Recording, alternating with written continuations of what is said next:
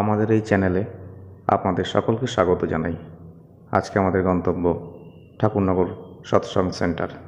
পরম শ্রী শ্রী ঠাকুর অনুকূলচন্দ্রের 137তম শুভ জন্ম মহামহোৎসব। চলুন আমরা মন্দিরটা ঘুরে দেখে শ্রী শ্রী ঠাকুরকে দর্শন ও প্রণাম করে আসি।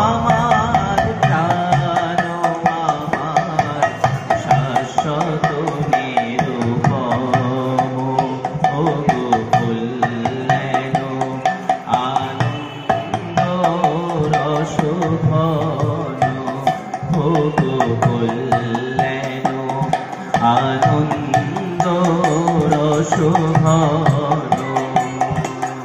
দয়াল পুরাণ পুরুষ নম নম,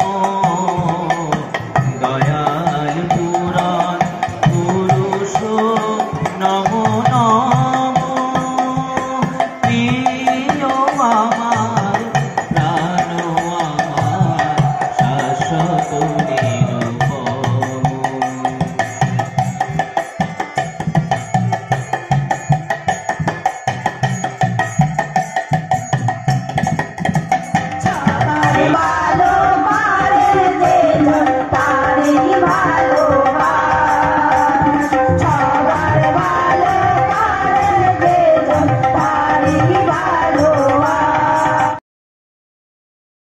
তার মধুময় শান্তি সত্যে, তার শান্তি সত্যে, তার চির অক্ষয় অগতির গতি প্রভু নবম চির জ্যোতির্ময় তুমি হে প্রভু, তুমি হে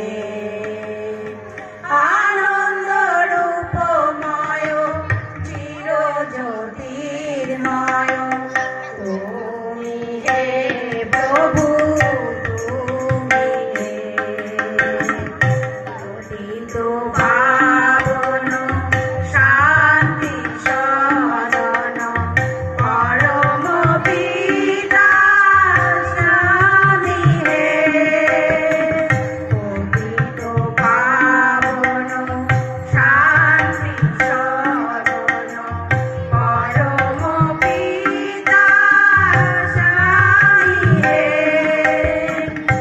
আনন্দ রূপময় চির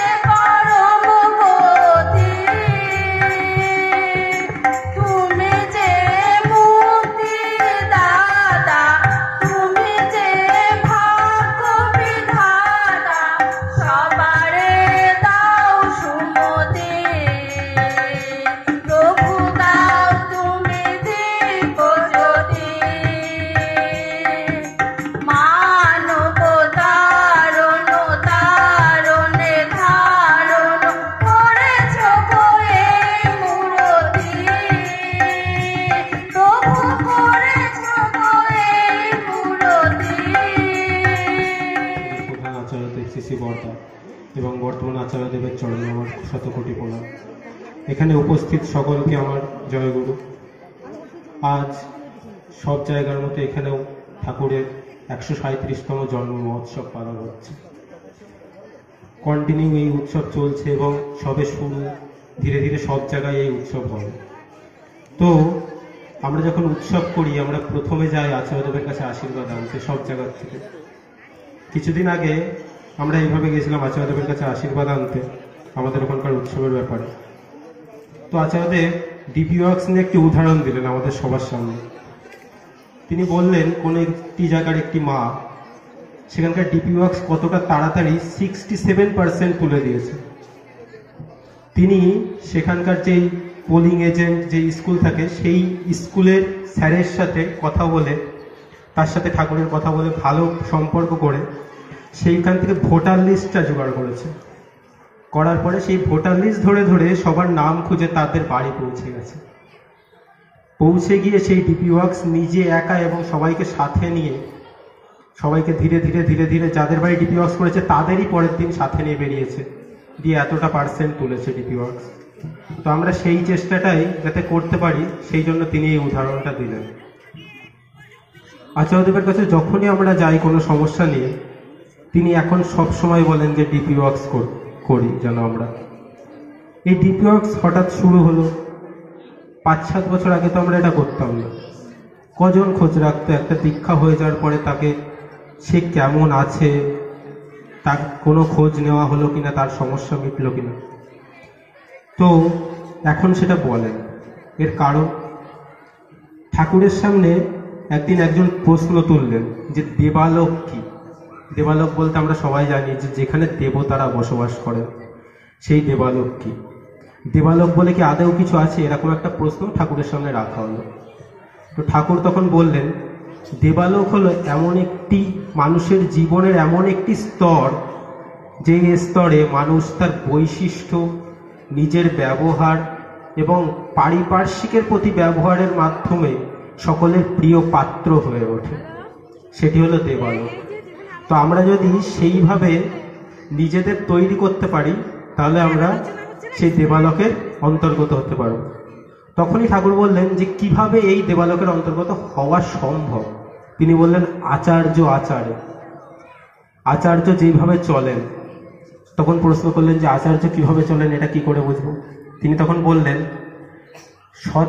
সঠিক বিবাহ, সঠিক নিয়ম, যজন যাজন ইষ্টভীতি সস্তায়নী সদাচার আমাদের পঞ্চনীতি, এবং পারিপার্শ্বিকের খোঁজ রাখা, অন্যের জন্য নিজের কিছু করা, এই সমস্ত বৈশিষ্ট্যগুলি যখন নিজের ভিতরে আয়ত্ত হয় তখন সে আচারে পরিপূর্ণ হয়। তো আমরা যেন সেইভাবে হয়ে উঠতে পারি এটাই তিনি বোঝালেন। এবং ঠাকুর বললেন যে এই যে আচারে নিজেকে নিয়ে বেড়ে ওঠা, এটা কিভাবে সম্ভব। যখন একজন একটা পরিবারে এই আচারে পরিপূরণ হয়ে চলে, ধীরে ধীরে তাকে দেখে তার পারিপার্শ্বিক এবং তার পরিবারের সকলে এইভাবে চলতে শুরু করে। এবং আমরা যেন সেটা করতে পারি। এই ডিপি ওয়ার্কসের মাধ্যমে আমরা সেটাই পাচ্ছি। আমরা পারিপার্শ্বিকের খোঁজ নিচ্ছি, আগে যেটা নিতাম না, শুধু নিজের পরিবার নিয়ে ভাবতাম। পারিপার্শ্বিকের খোঁজটা আমরা নিতে পারি। একদিন দেওঘরে ঠাকুর বসে আছেন, একটি নতুন মানুষ আসলেন, এসে ঠাকুরকে প্রণাম করলেন। ঠাকুর সাথে সাথে বললেন কি রে কেমন আছিস, আয় এখানে বস, কখন আসলি। তখন সেই মানুষটি বললেন যে এই সবে মাত্র আসলাম। ঠাকুর সাথে সাথে বলছেন ঠিক আছে, সবে আসলি, যা ব্যাগটা রেখে আয়, খাওয়া দাওয়া করে নে, তারপরে আয়, তোর সব খবর নেব। এবং একজনকে বললেন ওর অনেক দূর থেকে এসেছে, যা ব্যাগটা এগিয়ে দে। আবার নিজে সাবধান করে দিলেন। তখন দেওঘরে ভীষণ চুরি হতো। তিনি বললেন ব্রাশ, জুতো, এইসবগুলো, ঘড়ি নিজে খুব সাবধানে রাখি, সেখানে খুব চুরি হয়। দিয়ে সে চলে যাওয়ার পরে যখন বললেন যে আপনি এই চুরির কথাটা বললেন কেন, চুরি হওয়া কি বন্ধ করা যায় না সৎসঙ্গ আশ্রমে? তখন ঠাকুর বললেন এই চুরি হওয়া বন্ধ করাটা তোমাদের কাজ, তোমরা কেন করতে পারছো না? চোর তো চুরি করবেই, তার স্বভাবই চুরি করা। গৃহস্থ তো নিজের দিকে লক্ষ্য রাখবে, নিজের জিনিসপত্রের দিকে। তো আমরা যেন সেইটা লক্ষ্য রাখতে পারি। মানুষের ব্যাপারে কুব্যবহার করবে, বাজে কথা বলবে, কিন্তু আমরা যদি আমাদের পারিপার্শ্বিকে ডিপি ওয়ার্কস করার সময় তার যে সমস্যা, তার কি সমস্যা হচ্ছে, সে কেন এই সমস্যার মধ্যে দিয়ে যাচ্ছে, মানুষের লাইফে একটা খারাপ ফেজ আসতেই পারে। তো সেই সমস্যাটার থেকে যদি উদ্ধার করার চেষ্টা আমরা তার পাশে গিয়ে দাঁড়াই, সেটা সব থেকে ভালো হবে। আমরা যেন এইভাবে চলতে পারি, সবাই এটা মাথায় রাখবেন, এবং ডিপি ওয়ার্কস যেটা মূল কাজ সেটা যেন ভালোভাবে করতে পারে। জয় গুরু।